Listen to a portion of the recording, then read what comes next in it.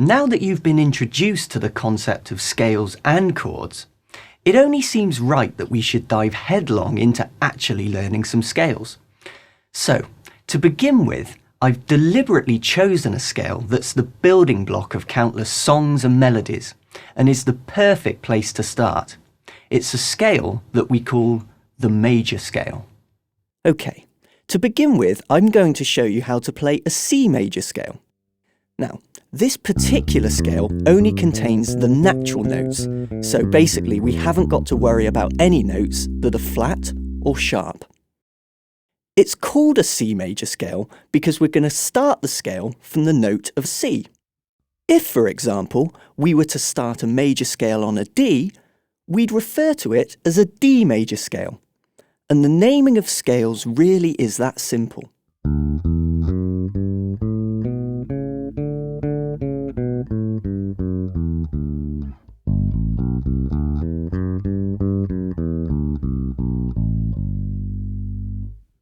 It's the note we start on, followed by the scale's name. Now, here's some useful information. The note that we begin any scale on is called the root note. So, the root note of our C major scale is the note of C. Hopefully by now you should be associating the third fret of your A string with the note of C. So, let's start here, but fret it with your second finger and just allow your remaining fingers to comfortably hover over the other frets, just like this. Starting from the C, let's now learn to play a C major scale.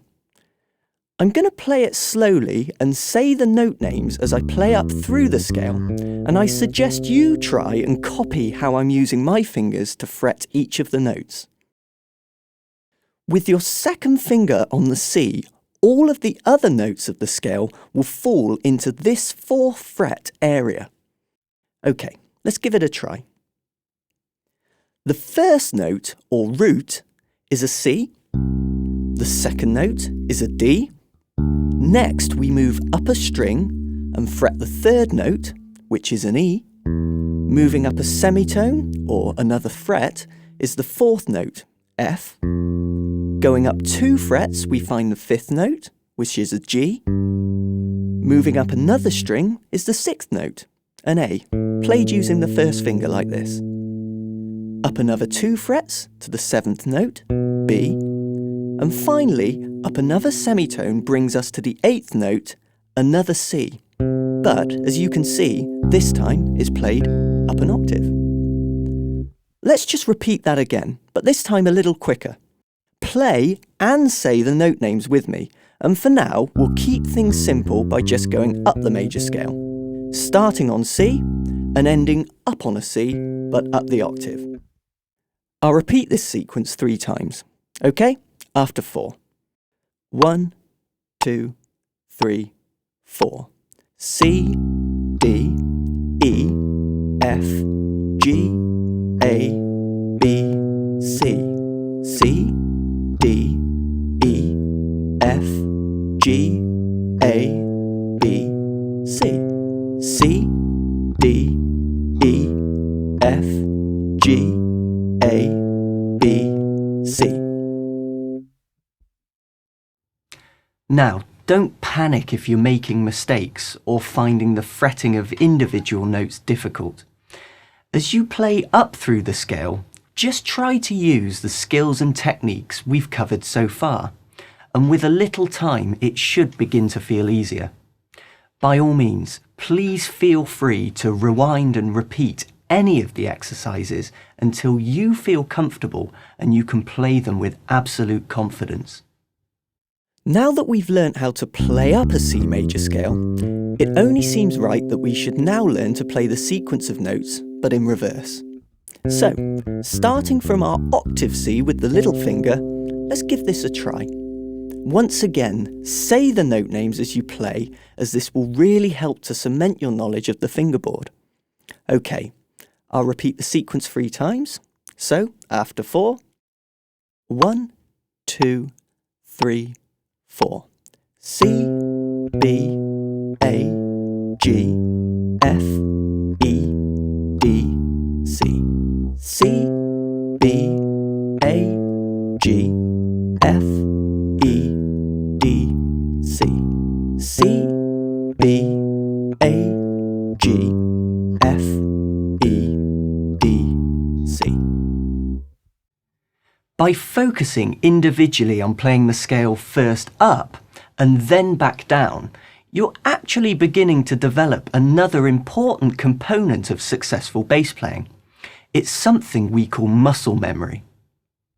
The more you practice and play through songs or exercises, you'll find that your fingers begin to move instinctively to their next position with little to no actual thought from your part.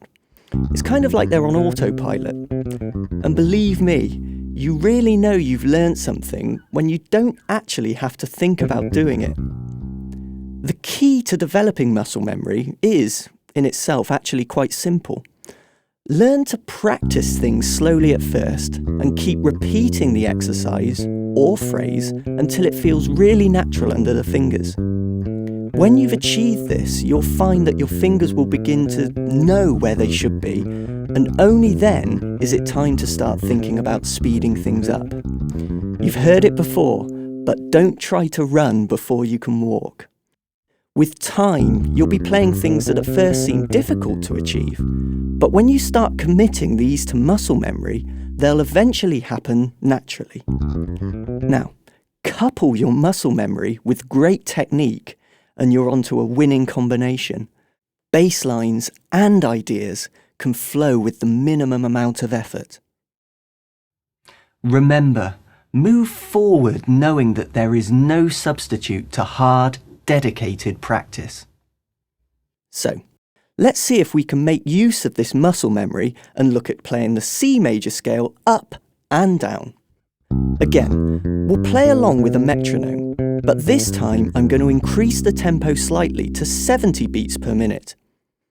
To help the scale feel better with the metronome, I'd like us to play the octave C twice. Once as the last note on the way up, and then again to begin the scale back down. Okay, this time we'll play the C major scale up and down 4 times to really put into place what we've learnt so far. Again, after 4, 1, 2, 3, 4.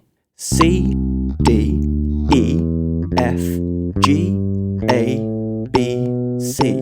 C, B, A, G, F, E, D, C. C, D, E, F, G, A, B, C. C, B, A, G, F, E, D, C. C, D, E, F, G, A, B, C. C, B, A, G, F, E, D, C. C, D, E, F, G, A, B, C. C, B, A, G, F, E, D, C. Hopefully you can begin to see that playing the major scale creates a shape across the fingerboard. And I believe that beginning to recognise and associate these shapes with scales, and of course chords, can help speed up the learning process. So, just to finish with, I'd just like to show you another shape that we can use to play the C major scale. Learning to play the same things using different shapes or positions is something that I encourage every student to develop, and it's exercises like this that really help us to unlock the notes across the fingerboard. Okay, play along with me and copy how I play up and down through the C major scale. But this time we're going to start with our index finger on the root note, like this. So, there's our C, moving up 2 frets to a D. Now this is where things change slightly. We stay on the same string and move up another 2 frets to E. Next we move up a string and fret the F with our index finger like this. Again, another 2 frets up and we're on G. Okay, same as our previous string, up another 2 frets from the G and we find our 6th note, A. And we finish the scale on the G string as before, playing the notes B, and C. Now, follow me as I play it back down. C, B, A, G, F, E, D, and back to the root note C. Well done. We've covered a lot in this session, and I'd really like you to work on using these two shapes to play the C major scale. Once you've practiced and know the scale inside and out, have a go and see what musical ideas, tunes, or bass lines you can create just using that scale. After all, we don't want to play scales. We actually want to play music, don't we? Okay, I'll see you soon.